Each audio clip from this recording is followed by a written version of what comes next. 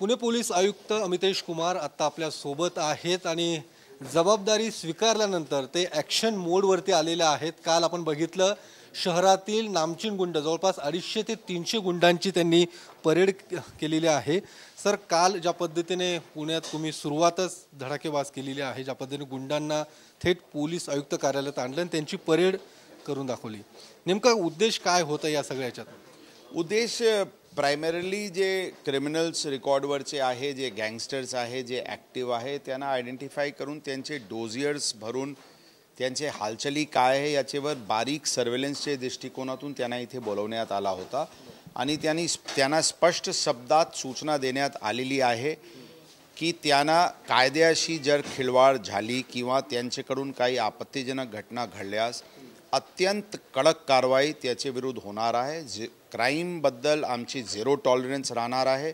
कोणी काही असतील आम्ही फक्त रिॲक्टिव्ह पोलिसिंग की गुन्हा केला तर आम्ही अटक करून कारवाई करू असे नसता, आम्ही प्रोॲक्टिव्ह अप्रोच घेऊन अशा प्रकारचे सर्व क्रिमिनल एलिमेंट्सला आयडेंटिफाय करून त्यांच्यावर परिणामकारक कडक कायदेशीर कारवाई होईल आणि जर कोणाला पोलिसांसोबत किंवा कायद्यासोबत एक कम्फर्ट लेवल झाली असतील की गुन्हा केला अटक होणार, जामीन होणार आणि नंतर परत क्रिमिनल ॲक्टिव्हिटी करणार, तर ते त्यांना बदलावा लागेल। ते कम्फर्ट लेवल दूर करण्याच्या दृष्टिकोनातून पण ही मोहीम घेण्यात आलेली आहे। जसं तुम्ही जबाबदारी स्वीकारल्यानंतर म्हटलं होतं की सर्जिकल स्ट्राईक गुन्हेगारांवरती केला जाईल, कालचा हा सर्जिकल स्ट्राईकच म्हणायचा?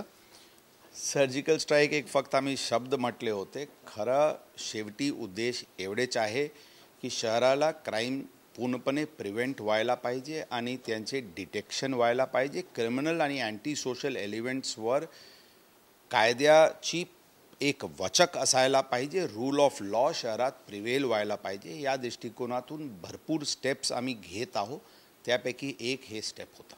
सर, या सगळ्या गुन्हेगारांमध्ये सातत्याने सोशल मीडियावरती ॲक्टिव्ह असणारे पण गुन्हेगार आहेत, जे रील्स बनवतात आणि सोशल मीडियावरती व्हायरल करतात, त्यासोबतच राजकीय नेत्यांसोबत फोटो काढतात, ते व्हायरल करतात। गेल्या काही दिवसांपासून हाच राजकीय वाद सध्या राज्याच्या राजकारणात सुरू आहे, त्या दृष्टिकोनातून आपण काही तशा सूचना दिल्यात का? त्याबद्दल आम्हाला काही टिप्पणी करायची नाही, परंतु त्यांना हे सूचना जरूर देण्यात आलेली आहे की कोणताही स्टेप ज्यांच्यावरून ते ग्लोरीफाय करत असतील क्राईम किंवा क्रिमिनल्सला, ही आम्ही बर्दाश्त करणार नाही।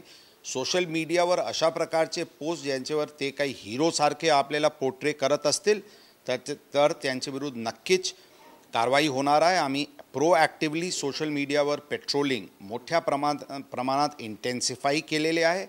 अशा प्रकारचे जे काही टोली किंवा इंडिव्हिज्युअल अशा प्रकारचे जे IDs तयार करून, फॉर एक्झाम्पल पुना 302, पुना 307, पुना गुंड, अशा प्रकारचे जे काही IDs तयार करून ग्लोरीफाय करण्याची प्रयत्न करत असतील, ज्याचे विपरीत परिणाम ओव्हरऑल जनमानसात होत असतील, नक्कीच अशा लोकांना आयडेंटिफाय करून कारवाई करण्यात येईल। सर, ही झाली कारवाई, मात्र प्रशासकीय पातळीवर सुद्धा तुम्ही मोठ्या हालचाली सुरू केलेल्या आहेत। त्या अर्थातच बदल्यांच्या संदर्भात अंतर्गत ज्या काही बदल्या सुरू केलेल्या आहेत, त्या बदल्या आगामी लोकसभा निवडणुकीच्या पार्श्वभूमीवरती हा बदल म्हणता येईल?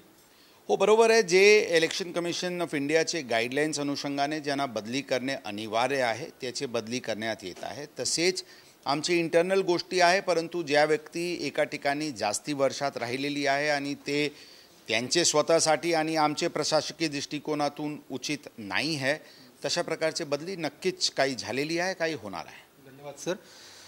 तर पुणे पोलीस आयुक्त अमितेश कुमार आता आपल्या सोबत होते। त्यांनी काल ज्या पद्धतीने कारवाई केलेली आहे, गुन्हेगारांची काही परेड काढलेली आहे, त्या सगळ्याचा उद्देश एकच होता की गुन्हेगारांमध्ये एक दहशत बसावी, जे काही कारवाई केली जाते त्यावरती कुठेतरी वचक बसावा, हा त्याचा मूळ उद्देश होता। कॅमेरामन अभिजित पिसेसह मी योगेश बोरसे, TV9 मराठी, पुणे।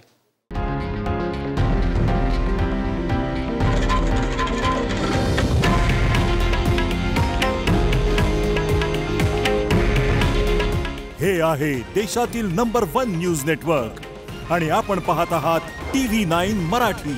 काळजी तुमची, हित महाराष्ट्राचं।